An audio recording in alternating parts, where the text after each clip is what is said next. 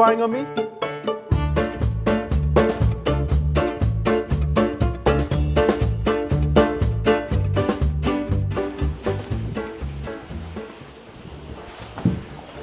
Ow. Welcome back to Obsidian Exotics. First of all, I want to thank everyone that watched the previous video. I actually had a lot of good feedback on it, especially on Facebook and Instagram. I had a lot of people reach out and tell me I actually did a pretty decent job, so it actually did way better than I thought it would. And if you've got no clue what I'm talking about, I'll leave a link somewhere up there, and that'll basically take you to that video which will explain how I got to where I am now and also what I do. All that put aside, we'll get to why I'm in this big wooden box. So this is actually a 8 foot long, 5 foot wide, 4 foot tall plywood tank that I'm building for my breeding pair of red-tailed giant gouramis. And if you keep watching, you'll actually see some very exclusive footage of red-tailed giant gourami breeding caught on camera. So definitely watch till the end. Having said all that, it is very hot in here and also very loud because there's about 30,000 litres of water just flowing in the background. So I think I'm going to move in front of my computer where it's a lot quieter, and I'll probably put on some of my merch on because I've got some merch now. And yeah, I'll continue the rest of explaining how I got to where I am now in terms of the breeding project and how we got started and where exactly we are in terms of progress. And once we catch up to the pond stage, we'll get back in the fish room and I'll show you around of basically how it's going to work. But yeah, we'll take things over to my computer. Much better. All right, let's start from the beginning. So people that already know me will know that this is probably one of my favorite fish. Even growing up in Sri Lanka, this is something that I always wanted to keep, but back then, you know, in 2010, it was probably about 5,000 rupees at the time, which is only 20 bucks, but growing up, we weren't exactly a rich family, so we weren't gonna spend what was probably our fortnightly food budget on a fish for me to keep. So it wasn't until 2013, after I had moved to Australia and I'd sold a few fish and I had enough money to finally buy my first red-tailed giant gourami. And when I did, I was just in love with the fish and I just wanted to have more and more. And in 2019, I decided, you know what, I'm gonna breed them now. So I had made it my mission to basically just find as many adults as I could, just because they're so rare here. Just to give you a rough idea, when I first came here, they were about $400 each at the time. And as of now, they're probably around $1,500 each. So the prices have just gone ridiculously up at the moment. So we're in desperate need of fry. So I had a friend of mine, shout out to Shane Goldsmith, basically helped me find as many as I can all throughout the country. We had many people in like every state looking for adult fish, and as soon as one came up, they would let us know, and I'd basically arrange for me to either drive up and go pick it up, or just have it shipped down. And yeah, over the next few years, we've managed to collect about 8 adults, which to the people watching overseas will probably just laugh at it going, that's not really that much fish. But I had to spend about well over $10,000 on just these 8 fish. The reason for this is because we can't import them into the country anymore. It's been a very long time since they were actually allowed to be imported, but you're actually still allowed to keep them, breed them, do whatever you want with them. You just can't import new ones into the country. Now, because of this, what is probably like a $20 fish overseas is worth thousands of dollars here. Now, you'll come to find a lot of the exotic species in Australia are priced the same way, so it might be like $10 for a baisha overseas, but over here, that same baisha is worth about $800. Anyway, another problem that I had is the fact that there was pretty much zero documented information on breeding red-tailed giant gouramis in captivity, especially because they're such a new species. They were only officially described in 1992, and also because they're an endangered species. Now, having said that, there is plenty of information on breeding normal giant gouramis, which has been around for hundreds of years, and they've been a food fish all throughout Asia.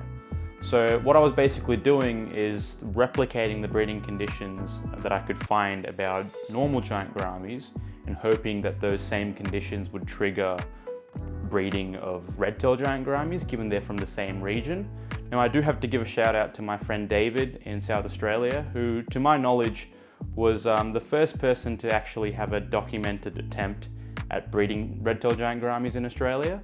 Now, he did actually get a few lays out of them, but unfortunately he ended up losing his breeding female because she became egg bound, and those attempts weren't actually fertilized, so he didn't have any viable offspring. But it was still really good to have someone that I could relay information with and, you know, double check things to make sure that I'm still on the right track. Anyway, about my first breeding attempt. Now, before I start, I do have to explain that I'm not going to be revealing too much information because this is still a project that's still in the works. So until that's sorted, I'll sort of hang on to that information. But yeah, once it's all done and sorted, I'll be making a full care guide video explaining how I keep them and also what conditions I had and exact things that I did to get them breeding. But for now, all you guys need to know is the fact that just like other gouramis, they're a bubble nest breeder. Now, being such a large fish, obviously a small bubble nest like a fighting fish won't work for them. They actually need to build a big nest out of twigs and leaves that they find, and then they'll actually build the bubble nest into it. That's where the male will collect the eggs and place the eggs in there and then guard them for the next couple of weeks, but that gives you the rough idea. So my very first attempt was in a 10,000 litre pool. I had set it up in the exact conditions I could find that they bred giant gouramis back home in Sri Lanka. I actually visited a few commercial breeders over there that were doing it as a food fish. And I just attempted to basically replicate every condition exactly the same. So whatever information I could find, I was replicating that to an exact T back home in Australia. Now this went on for another 6 months without getting any proper viable results. We did get pretty close, but we actually ended up losing one of the females because she got egg bound, and then we also lost a male because the pair got aggressive. Now, even though there was a lot of losses with this, it actually did help me because I managed to do an autopsy on both of them, and with that I actually learned a lot more about their anatomy, especially when it comes to sexing them accurately, because unlike your standard giant gouramis, which have very prominent features between the male and the female that you can easily distinguish, the red tails look relatively similar.